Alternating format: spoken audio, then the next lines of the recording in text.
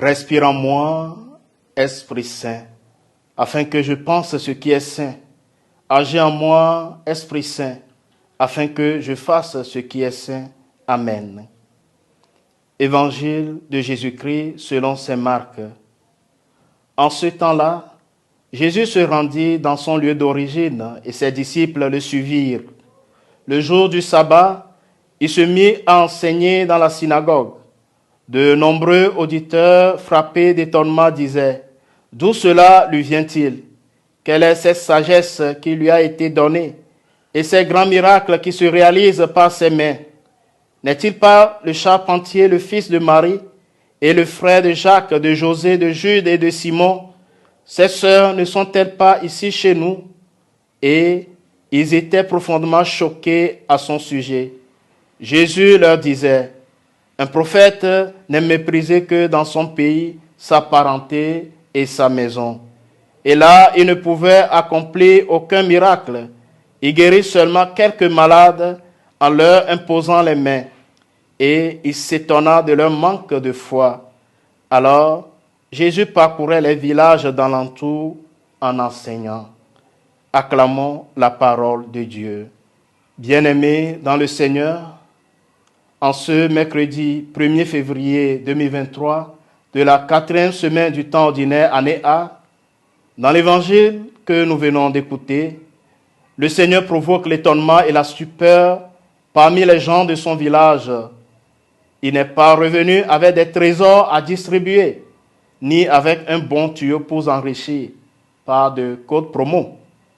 Voilà que le fils du charpentier est devenu prédicateur dans les synagogues, accomplissant de surcroît signes et miracles dans toute la région.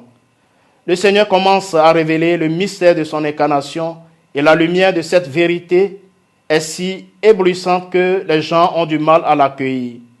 Mais dès que Jésus se met à enseigner, leur étonnement se transforme en rejet. Ils sont profondément choqués à cause de lui. Pour eux, Jésus n'est que le charpentier du village. L'humanité du Christ est une grande grâce pour nous.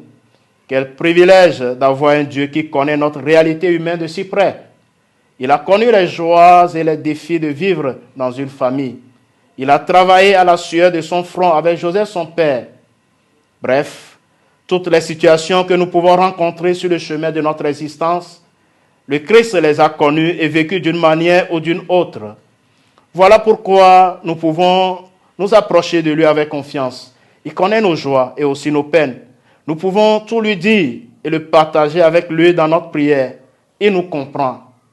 L'impuissance de Jésus à accomplir des miracles parmi les siens nous interpelle. Pourquoi n'y parvient-il pas? Le Seigneur Jésus, en tant que Fils de Dieu, est tout-puissant. Mais, par respect pour la liberté qu'il nous donne, il choisit de ne pas s'imposer à nous. Avant d'agir dans nos cœurs et dans nos vies, il attend avec patience le oui de notre cœur et la confiance de notre foi. Malheureusement, les gens de Nazareth lui ont donné peu de oui et peu de confiance. Offrons aujourd'hui notre oui à Dieu et redisons-lui toute notre confiance afin qu'il puisse déverser sur nous toutes les grâces qu'il veut nous offrir. Dieu nous parle par nos proches à des moments importants de notre vie. Il nous faut l'accueillir. Seigneur Jésus, merci pour ta présence auprès de nous. Que Dieu Tout-Puissant vous bénisse, le Père et le Fils et le Saint-Esprit. Amen.